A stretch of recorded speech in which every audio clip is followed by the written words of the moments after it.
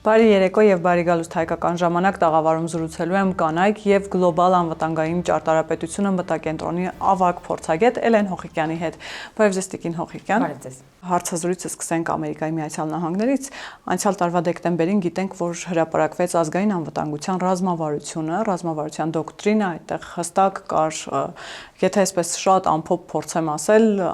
դա նրա մասին էր, որ Ամերիկայի Միացյալ Նահանգները կարող է միջամտել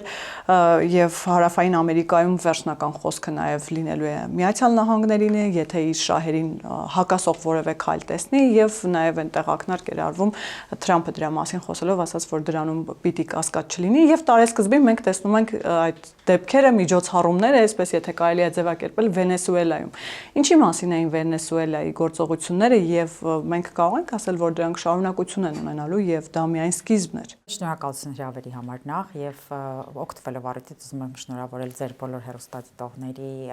անցած տոները արդեն իսկ Սուրբ Ծնունդը, Ամանորը։ Հուսանք այս տարին ավելի այսպես հաջող կլինի Հայաստանի Հանրապետության եւ խաղաղ առհասարակ համաշխարհային համատեքստում։ Հիմա գալով ձեր հարցին,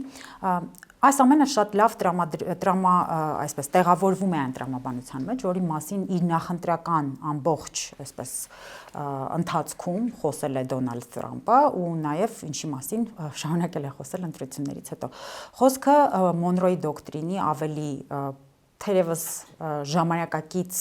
այսպես ժամանակին հարմարեցված տարբերակի մասին է, ինչը Մոնրոյի դոկտրինը։ Մոնրոյի դոկտրինը դեռ 1800-ականներին Միացյալ Նահանգների նախագահներից Մոնրոյի խոսքի հիման վրա այսպես զարգացվեց, որով դեռ այն ժամանակ այսպես գաղութատիրական Եվրոպայի նկրտումներին առհասարակ ամերիկական մայրցամաքի նկատմամբ փորձում էին այսպես դիմակայել, այսինքն Մոնրոն առաջարկեց, որ դուք չեք խառնվում այս կիսագնդում, մենք էլ չենք խառնվում ձեր գործերին, ձեր մյուս կիսագնդում։ Սա հիմա ավելի Մոնրոյի դոկտրինը իհարկե ընթացքում վերափոխվել է, վերաիմաստավորվել է, դեռ Ռուզվելտը ժամանակին դա վերափոխեց, հարմարեցրեց ժամանակի այն ժամանակ երկրորդ համաշխարհայինի կարիքներին, սրա մասին շատ է խոսվել, Միացյալ Նահանգները դրան ավելի արժեքաբանական այսպես կոմպոնենտ հաղորդեց, նշելով, որ Միացյալ Նահանգները պարտավորվածություն ունի նաև ժողովրդավարության այսպես տարածմամբ կամ էքսպորտով զբաղվել համաշխարհային համատեքստում, քանզի հիմնավորումը դրան էր, որ ժողովրդարական պետությունները քիչ են ավելի պատերազմում։ Հիմա եկել ենք մի ժամանակահատված, երբ post երկրորդ համաշխարհայինից հետո ձևավորված այս հետ երկրորդ համաշխարհայինի այս ժամանակահատվածում աշխարհակարգի վերադասավորումներն իրականացում, այսինքն հին աշխարհակարգը, լիբերալ աշխարհակարգը այլևս չի գործում ու սրանով պայմանավորված արդեն այն պետությունները, որոնք իրենց կապված չեն համարում այլևս այն կանոններով, որով առաջնորդվում էր նախկին աշխարհակարգը, փորձում են արդեն իսկ սահմանել այն կանոնները, որով գործելու է հաջորդ աշխարհակարգը։ Հիմա գալով Վենեսուելային, տեսեք, Միացյալ Նահանգները այստեղ իրականացնում է ռեալ պոլիտիկի քաղաքականություն, այսինքն դեռ Պանամայի հետ կապված կհիշեք այն զարգացումները, Պանամայի ջրանցքի հետ կապված, երբ Միացյալ Նահանգները հստակ արձանագրեցին, որ նրանք չեն պատրաստվում տանել իրենց անմիջական հարևանների կողմից, Լատինական Ամերիկայի երկրների կողմից իրենց հակառակորդների, այսպես ասած, ներգրավումը մայրցամաքում կամ նրանց ուժեղացումը իրենց թիկունքում եւ պարտադրեցին Պանամային, որ այսպես իրենց ապացույցներ ներկայացնի, որ այն Հոնկոնգում գրանցված ընկերությունները, որոնք Պանամայի ջրանցքի երկու հատվածներում էլ կային, որպեսզի ապացույցներ ներկայացնեն, որ Չինաստանը այնտեղ չի ուժեղացնում իր դիրքերը եւ ռազմական դիտանկյունից այսպես վտանգի սպառնալիքի այսպես խնդիրներ չի առաջացնի Միացյալ Նահանգներից։ Հիմա այս նույն տրամաբանության մեջ Վենեսուելայից բնականաբար Միացյալ Նահանգները, ով իդեմս Դոնալդ Թրամփի եւ նրա անմիջական ադմինիստրացիայի, ով իր ռազմավարական հակառակորդ է հայտարարել Չինաստանին, բնական է, որ պիտի փորձի այստեղ էլ իր անմիջական թիկունքում ազատվել նույն Չինաստանի կողմից այստեղ բավականին լայնացված Չինաստանի եւ մնացած բոլոր հակառակորդների ազդեցությունից, բայց հիմնական թիրախը նշենք, որ Չինաստանն է, Դոնալդ Թրամփը օրեր առաջ էր, եթե չեմ սխալվում, նշեց, որ Վենեսուելայից պիտի դուրս գան բոլոր այն երկրներ։ Վենեսուելան պետք է հետևի, որպեսզի այնտեղից դուրս գան այն բոլոր երկրներ, որոնք Միացյալ Նահանգների անմիջական այսպես բարեկամները չեն, եթե մեղմ արտահայտվենք, խոսքը Չինաստանի մասին էր, Ռուսաստանի Դաշնության մասին էր, Կուբան էր հիշատակվում այստեղ, ինչու որտեղ Վենեսուելան բացի նրանից, որ Լատինական Ամերիկայի անմիջական երկրներից մեկն է, նաև տարբեր պնդումներով աշխարհում նավթի ամենամեծ պաշարներ ունեցող երկիրն է համարվում, տարբեր պնդումներով, տարբեր հաշվարկներով։ Սա հաշվի առնելով բնական է, որ Միացյալ Նահանգները այստեղ ինչ-որ գործողության պիտի գնար այս իմաստով։ Բայց այնուամենայնիվ տարօրինակ չէր, որ քանի որ հիշատակեցիք Չինաստանին, Ռուսաստանին, Մադուրոն ինքն էլ միշտ այդ երկրների հիշատակում էր, ասում էր, թե ինչ բարեկամական եւ լավ հարաբերություններ ունի նույնիսկ այդ երկրների ղեկավարների հետ։ Մենք գիտենք, որ ռուսական որոշակի ներկայություն կար նաեւ Վենեսուելայում եւ տեղի են ունենում գործողություններ, որոնք տևում են ընդամենը, եթե չեմ սխալվում, 30 րոպե եւ 30 րոպեի ընթացքում իր կեցավայրից, այսպես ասած, ձերբակալվում է երկրի ղեկավարը։ Սա առնվազն տարօրինակ չէ եւ այստեղից նաեւ ինչ հետեւություններ պիտի անեն այն մարդիկ, ովքեր իրենց հույսը միշտ կապում էին այդպես արտաքին ուժերի կամ արտաքին ղեկավարների հետ լավ հարաբերությունների վրա։ Ինչ հետևություններ պիտի անեն, կարծում եմ շատ հստակ էր այն հաղորդագրությունը, մեսիջը, որը հղվեց առհասարակ Վենեսուելային եւ մնացած բոլոր այն երկրներին, ովքեր սկսել են կոնկրետ ինչ-որ խաղեր տալ, հա, իրենց իսկ խոսքերով, եթե ասեմ Չինաստանի հետ հատկապես, ով իր ազդեցությունը բավականին ուժեղացրել է Ամերիկայի անմիջական թիկունքում, եւ Տրամպը այնպես չի, որ ուղիղ չէր խոսում կամ ուղիղ չէր ֆիքսում, թե իրենց անմիջական նպատակը եւ թիրախը հենց Վենեսուելայում եւ առհասարակ հարավային Ամերիկայի երկրներում ինչն է։ Ինչ վերաբերում է Մադուրոն որևէ կերպ չգնաց համագործակցության Միացյալ Նահանգների հետ, հակառակը նա սրում էր, բնականաբար, որտեղ վերջին տարիների ընթացքում նա համագործակցել է բավականին լայն կերպով եւ Ռուսաստանի Դաշնության հետ, ովքեր այնտեղ ներկայացվածություն ունեն նավթային ընկերությունների տեսքով, եւ Չինաստանի հետ, ովքեր նույնպես այնտեղ լուրջ ներդրումներ ունեն միլիարդավոր դոլարների տարբեր պնդումներով եւ մի շարք այլ պետությունների հետ, որոնք որևիցե կերպ չի կարելի բարեկամական համարել Միացյալ Նահանգների հետ այս դեպքում։ Իդեպ մի փոքրիկ այսպես շեղվեմ, մի փոքրիկ շեղում հարցից, տարբեր մարդիկ փորձում են սա համեմատել այն նույն քաղաքականության հետ, որ Ռուսաստանն է փորձում վարել Ուկրաինայում, անմիջապես արձագանքենք, որ այստեղ նմանություններ շատ առնվազն չկան պայմանավորված հենց թեկուս այն թիրախներով եւ նպատակներով, որոնք այս երկու երկրները դրել են իրենց անմիջական թիկունքում գտնվող երկրների հետ։ Միացյալ Նահանգները չի փորձում դենացիֆիկացիա իրականացնել Վենեսուելայում, Միացյալ Նահանգները չի սպառնում, չի ստիպում նրանց փոքրացնել իրենց բանակը, նա չի ասում, որ կգրավի իր պատմական հողերը կամ այնտեղ իր ներկայությունը որպես այդպեսին չի լայնացնում, այլ ընդհանրապես ֆիքսում է, որ բարի դրացիական հարաբերություններով պայմանավորված եւ անմիջական հարևանությամբ պայմանավորված կան հստակ գծեր, որոնք չի կարելի խախտել։ Ի տարբերություն Ռուսաստանի, որը սկսեց իբրև թե պայմանավորված նրանով, որ Ուկրաինան անմիջական վտանգ է ներկայացնում եւ այլն, բայց պատերազմը, որ արդեն իսկ 4 տարի է շարունակվում է եւ որևէ կերպ հատուկ գործողություն չի հիշեցնում, ի տարբերություն դրան, ինչ տեղի ունեցավ Վենեսուելայում իդեպ, ավելի շատ զավթողական է, քան իրականում անվտանգային։ Բայց հետաքրքիր է, որ ռուսական կողմից եղավ քննադատություն նաև, թե ինչ է կատարվում Վենեսուելայում, քննադատեցին կոշտ Ամերիկայի գործողությունները։ Քննադատությունը փոքրինչ Ռուսաստանի կողմից երբ հնչում է, այլ բառամթերք է կիրառում, այս դեպքում ես չեմ կարող ասել, որ շատ կոշտ էր այն քննադատությունը, որ հնչեց Միացյալ Նահանգների դեմ, բայց այնուամենայնիվ արձանագրենք, որ բնական է, որ նույն Ռուսաստանը, որ պարբերաբար նշում է, որ ինքը առաջնորդվում է ներկայիս աշխարհակարգի կանոններով, միջազգային իրավունքով եւ այլն, բնական է, որ չէր կարող որևիցե կերպ չարձագանքել այն ամենին, ինչ տեղի է ունենում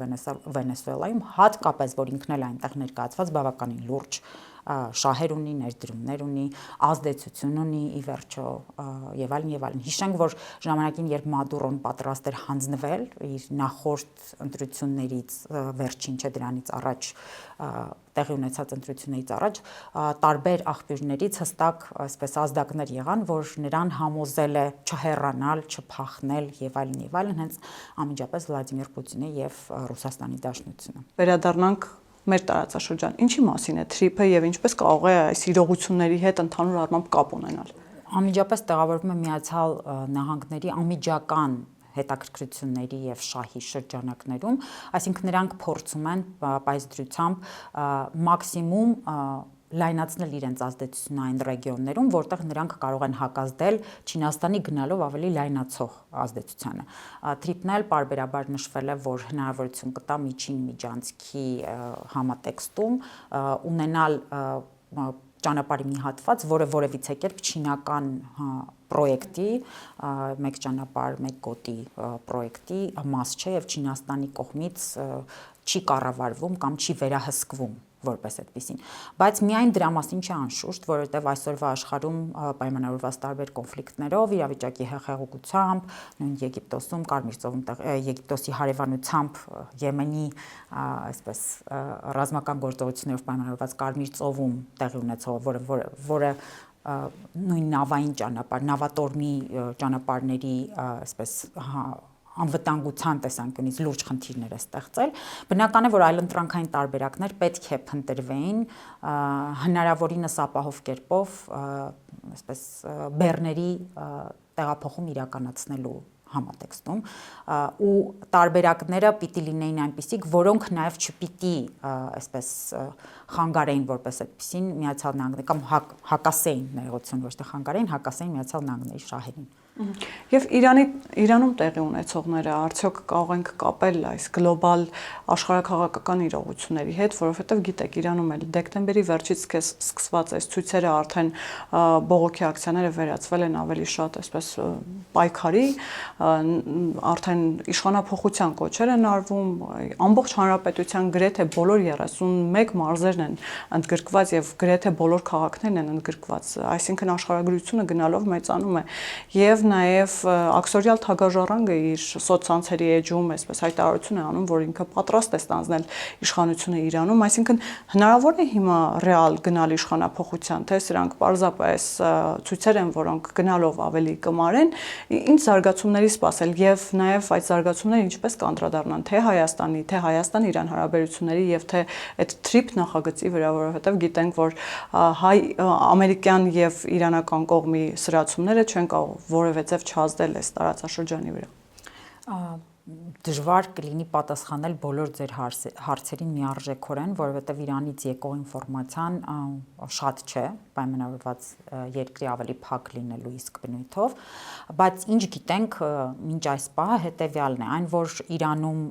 ինքնաբուխ են սկսվել այդ բողոքները պայմանավորված տնտեսական իրավիճակով եւ նրանց տարադրամի արժեզրկման հանգամանքով, դա միանշանակ է, բայց տարբեր վկայաբերումների, եթե անդրադարձանենք, այսօրվա դրությամբ այնտեղ իրավիճակը փորձում են իրենց ձեռքը վերցնել կամ կառավարել, արդեն իսկ իսրայելական եւ մի շարք այլ այսպես ազդեցության գործակալների միջոցով ստիպելով Իրանում այսպես իրավիճակի ել ավելի ոչ կայունության տանելուն, հնարավորության դեպքում վստահաբար ինչպես բազում անգամներ Իսրայելը նշել է, նաև Իրանում իշխանափոխության նաև հնարավորություն ստեղծելու, քանզի Իսրայելին միջապես իր հարևանությամբ Իրանի նման ավելի հզոր բարեկամ ունենալու հեռանկարը երբևէ առանձնապես չի ուրախացրել, եթե ավելի այսպես կոշտ չարտահայտվեմ այդ իմաստով։ Այնպես որ այնինչ այսօր տեսնում ենք ինքնաբուխ սկսված այսպես ցույցեր, բողոքի ակցիաներ եւ այլն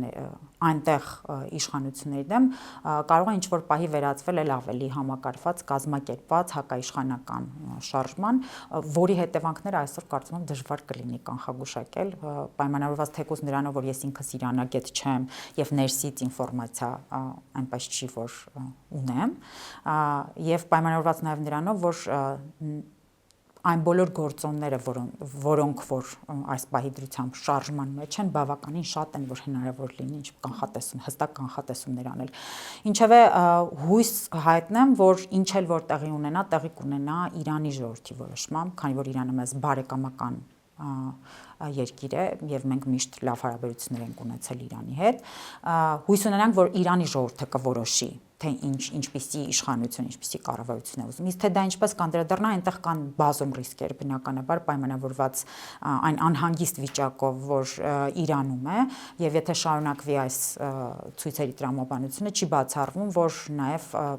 այնտեղից փախստականների արտահոսք կարող է լինել տնտեսական իմաստով, քանի որ մենք նույնպես Իրանի հետ բավականին լուրջ հարաբերություններ ունենք, այս իմաստով էլ կարող ենք ինչ-որ որոշակի խնդիրների առաջ կանգնել։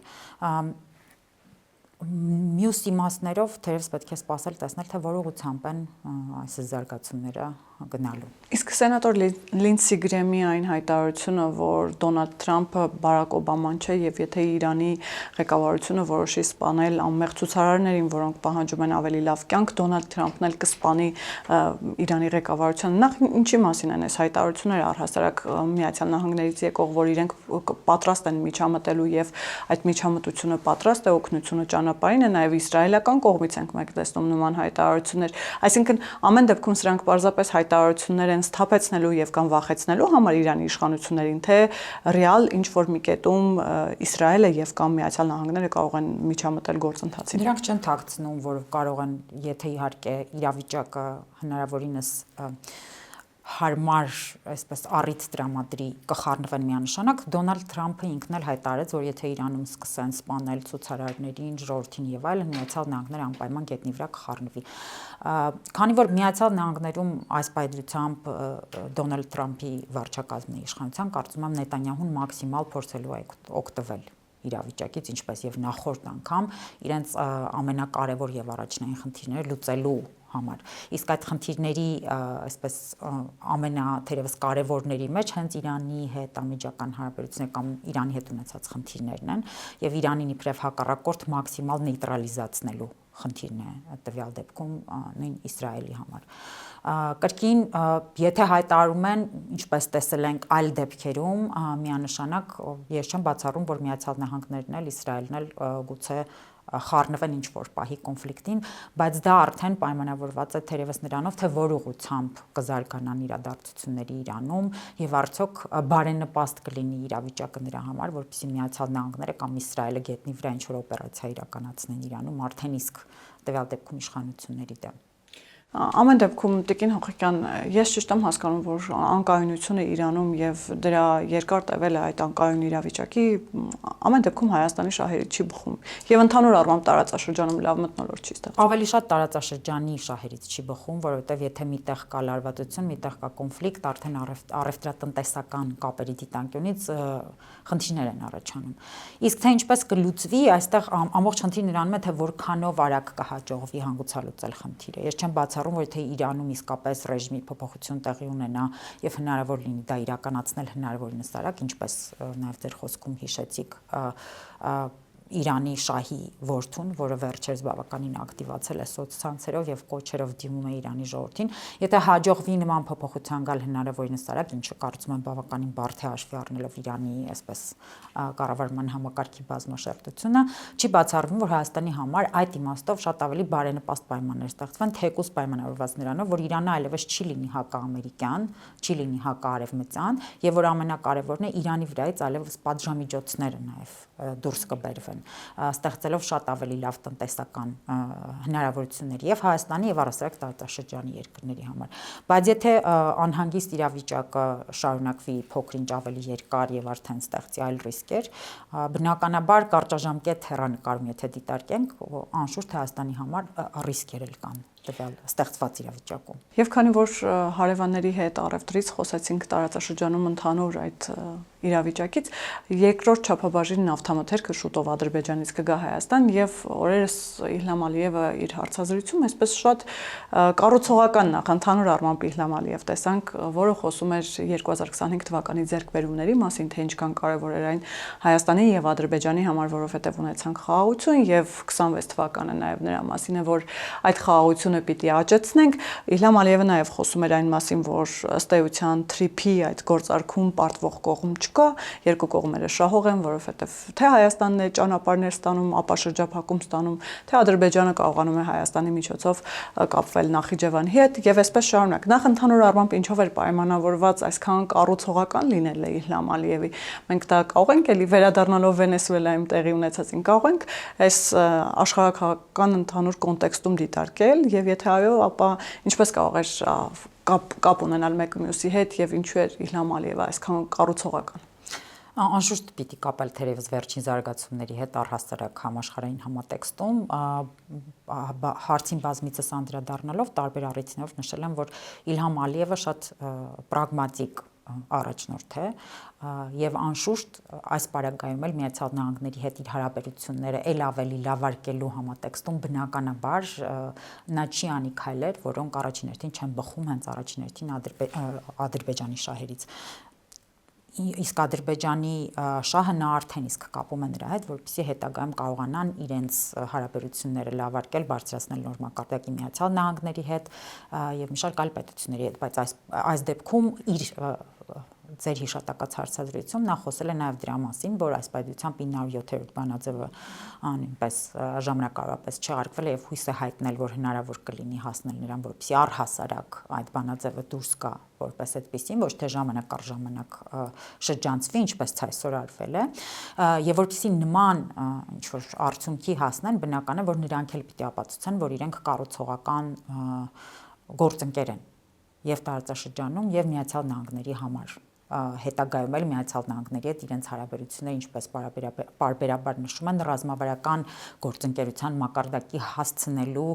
համատեքստում եւ հույսով, եթե կարելի այսպես ասել։ Այնպես որ ես այս ամենը կապում եմ ավելի շատ վերջին զարգացումների հետ եւ Միացյալ Նահանգների իր համաշխարհային դերի որպես հեգեմոնի կամ առնվազն մի բևեռի հստակ ղեկավարի դիրքերի ամրապնդման։ Բայց ամենայնիվ քանի որ վերջին շրջանում տեսնում ենք այդ դրական դինամիկան, թեկուզ նույն առևտրի առումով Հայաստանը եւ Ադրբեջանը ի սկզբանե իհարկե եկավ ղազախաղական ցորենը, բայց հիմա նաեւ ադրբեջանական նավթամթերքը այսօր վարչապետը հայտարարում էր, որ երկու կողմերի համապատասխան մարմինները քննարկում են այն մասին, թե ինչպիսի առևտրաշրջանառություն եւ առևտուր կարող է լինել Ադրբեջանի եւ Հայաստանի միջեւ, այսինքն քննարկվում է նաեւ հակառակը, որ Ադրբեջանը կարող է որևէ բան գնել Հայաստանից եւ այսպես Սա ինչի մասին է խոսում, սա արդյոք խոսում է խաղաղության պայմանագրի գետնի վրա արդեն տեղի ունեցող այդ իրողությունների մասին, խաղաղության բաղադրիչ լինելու մասին եւ քանի որ այս տարին ընտրական տարի է եւ մենք նախընտրական փուլում ենք արդեն կարելի է ասել ինչ զարգացումների սպասել ադրբեջանական կողմից Ադրբեջանը կգնա խաղաղության պայմանագրի ստորագրման միջև ընտրություններ թե դուք դրա հավանականությունը շատ փոքր եք համարում Կարծում եմ հավանականություն կա նույն խաղաղության պայմանագրի վերջնական ստորագրման եւ ամրագրման, այստեղ կարծում եմ պարզապես ի տարբերություն Ադրբեջանի, ինչպես էլի նշել եմ տարբեր առիթներով, արձանագրենք, որ Հայաստանի Հանրապետությունը դեմոկրատական երկիր է եւ պայմանավորված ընտրություններով մոտեցող արդեն հունիսին Ադրբեջանը վստահություն չունի թե ով կլինի հաջորդ իշխանությունը Հայաստանի Հանրապետությունում եւ բնականաբար դրանով պայմանավորված կարծում որ տարբեր այսպես ինչ որ տարբեր ծրագրեր կամ տարբեր ինչ որ զարգացումներ նրանք պայմանավորելու են նաեւ այդ գործոնով այսինքն շատ ավելի զգուշավորություն են ցուցաբերելու լսելու ենք ինչպես լսում ենք դեռ մինչեւ վերջերս նաեւ Զանգեզուրի միջանցքի մասին կլսենք նաեւ արևմտյան Ադրբեջանի խոսույթը տարատեսակ իրենց գործիչների կողմից որպեսզի հետո հետագայում եթե հանկարծ Հայաստանում ինչ-որ փոփոխություններ լինեն, որոնք նպաստավոր չեն լինի այս իմաստով այս ծրագրերը զարգացնելու համատեքստում, Ադրբեջանը հետ քայլի տեղ ունենա, եթե իհարկե այս համատեքստում ենք դիտարկում։ Ինչ վերաբերվում է Հայաստանին, կարծում եմ, որ Առաջիկա 6 ամիսներին այդ հավանականությունը այնուամենայնիվ կա եւ կախված հետագա զարգացումներից, համաշխարհային զարգացումներից չի բացառվում, որ այնուամենայնիվ հնարավոր կլինի պայմանավորվել խաղաղության պայմանագրի շուրջ եւ ի վերջո վերջնականապես ստորագրել նախաստորագրումից հետո։ Այսինքն այնուամենայնիվ ադրբեջանական կողմի մոտ էլ կա վախ, որ խաղաղության պայմանագիրը կարող է օրինակ նույն հայկական կողմի նկատի ունեմ 26 թվականի ընտրությունների արդյունքներով պայմանավորված, եթե այդ սցենարը դիտարկենք։ Անշուշտ կա, որովհետև մենք էլ վերջին ամիսների ընթացքում տեսել ենք զարգացումներ, որոնք այնուամենայնիվ նպատակ են հետապնդել հնարավորինս թույլատնելու ներկայիս իշխանությունների դիրքերը։ Նույն եկեղեցու ներգրավումը որպես այդպեսին, որը ոչ թե պետք է կրոնական համատեքստում դիտարկել, այլ պետք է դիտարկել իբրև անվտանգային խնդիր, այն նույն շղթային, որ հիբրիդային, այսպես ասած, գործիքակազմի այն շղթային, որը կիրառվել է Հայաստանի Հանրապետության դեմ, եկեղեցին թերևս ամենակարևոր եւ ամենամեծ շղթայի հատվածներից մեկն է իրեն իբրև դիրքավորել, թեպետ կարծում եմ իրավիճակը այս իմաստով նույնպես փոփոխությունների կենթարկվի, որովհետև եթե հաշվի առնենք, որ նույն հայաստանյաց թեմերից 13-ի առնվազն 7 թեմերի առաջնորդները եկեղեցուն պահանջ են ներկայացնում, նույն Կտրիչ Ներսիսյանի պահանջ են ներկայացնում, որ նա հեռանա, 3 պահից դրությամբ տարատեսակ մեղադրանքներով գտնվում են քրեակատարողական հիմնարկներում, ասում է Կտրիչ Ներսիսյանը Հայաստանի Հանրապետության ներսում ունի ընդամենը 3 անմիջական, այսպես ասենք,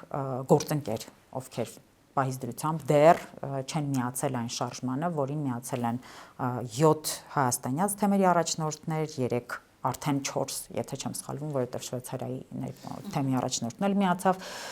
ու կարծում եմ այս գործընթացը դեռևս կունենա որոշակի զարգացումներ։ Այս համատեքստում եթե դիտարկենք, անշուշտ կարելի է արձանագրել, որ կարող են լինել մտավախություններ, որ Հայաստանի Հանրապետությունում այնուամենայնիվ ինչ որ պահի, որովհետև չկա չէ վստահություն մեզ մոտ ընտրությունները,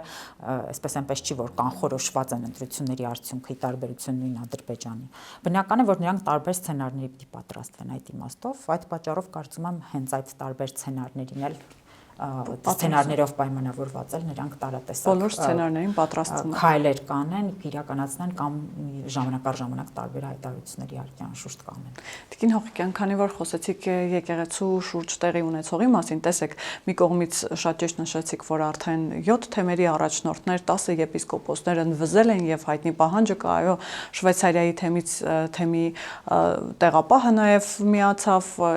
3 հանրայինի եթերում իդեպ հայտարարում էր, որ իրեն արդեն սպառնացել են այդ առումով, սպառնալիքներ են եղել, որ վերադառնա կանոնական դաշտ, ինչպես դա արվում է 10 եպիսկոպոսների դեպքում։ Մյուս կողմից մենք տեսնում ենք Մայրաթորի հայտարարությունները, որոնք ոչ այնքան այսպես կառուցողական լինելու մասին են եւ հեռանալու մասին են, որքան կամ երկխոսելու մասին են, որքան էլի սպառնալիքի մասին են, եւ Ասողիկ Կարապետյանն էլ օրերս հայտարարում էր, որ կապ չունի 10 եպիսկոպոս կլինեն, թե քանակով ավելի եպիսկոպոսներ, միևնույն է կաթողիկոսը չի պատրաստվում հեռանալ։ Այսինքն այս իրավիճակում լուծումը ո՞րն է եւ նաեւ վարչապետի ուխտերթը ընդհանուր առմամբ վերջին ընդունված հայտարարության տեքստը եւ համակարգող խորհուրդը ինչ կարող են տալ գործընթացին։ Մի քանի փաստ ընդհանրապես արձանագրենք, որովհետեւ դժվար է կանխատեսել, թե ինչպիսի ելք վերջնականում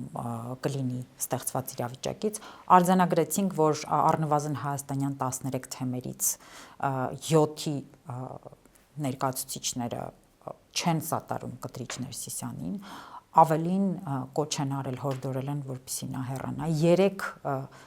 եպիսկոպոսներ, արքեպիսկոպոսներ այս պայծրությամբ քրեակատարողական հիմնարկներում են տարատեսակ մեղադրանքներով,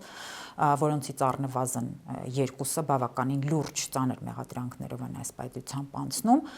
Մյուս 3-ն էլ առանձնապես մյուս 3-ին էլ չենք լսել վերջին ժամանակահատվածում, բայց նրանք Կտրիչ Ներսիսյանի կողքին են գտնվում։ Անցել է այն ժամանակահատվածը, երբ Կտրիչ Ներսիսյանը կարծում եմ կարող էր հատել են արդեն այն գիծը, երբ նա կարող էր այսպես ավելի հանգիստ կերպով հեռանալ։ Բնական է, որ նա արձանագրել է իր տարատեսակ հայտարարություններով կամ իր կողմնակիցներն էլ իրենց տարբեր հայտարարություններով արձանագրել են, որ պատրաստվում են մինչև վերջ կռիվ տալ։ Բնականաբար, որտեվ այլընտրանքը որն է։ Իշխանությունն էլ հետ քայլի տեղ չունի, որտեվ ինչպես նշեցի, այս դեպքում եկեղեցու հարցը ոչ թե կրոնի, կրոնական ինչ որ տարատեսակ խնդիրների կուտակված լինելու, ինչը նույնպես կա, անշուշտ։ Այնպես չի, որ դա հարցականի տակ է դրվում, բայց ավելի շատ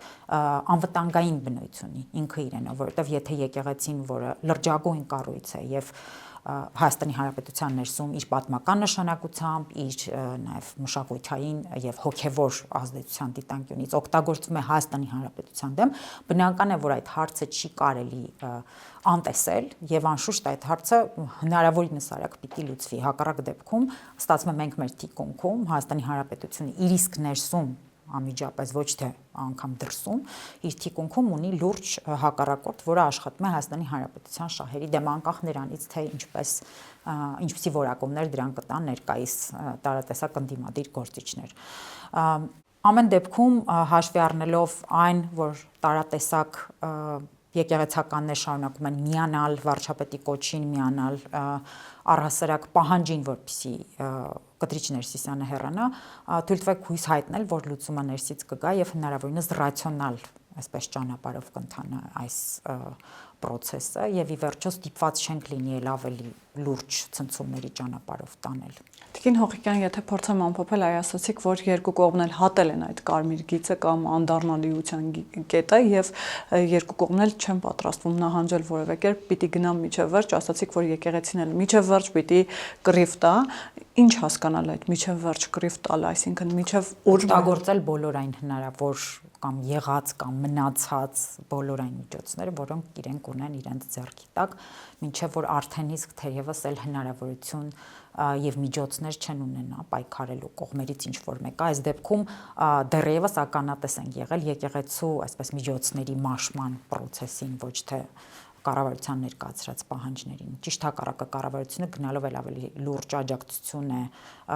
շարունակում ստանալ թե եկեղեցու ներկայացուցիչների կողմից, այսինքն թե ներսից, ու թե նաև Հայաստանի Հանրապետության քաղաքացիների կողմից։ Եվ վերջում այդ նոր հայտարարության տեքստը եւ համակարգող խորհուրդը ինչ կարող են տալ ընդհանուր գործընթացին։ Կարծում եմ process-ը ել ավելի համակարգված հուն են պարզապես մտցնում, արձանագրելով, որ ոչ թե այս պայծրությամբ ինչ-որ հախուռն պահանջներով հանդես եկող տարբեր անձինք են, թեկուզ եւ կառավարության ներսից եւ ամբողջ իսկ կառավարության կազմով,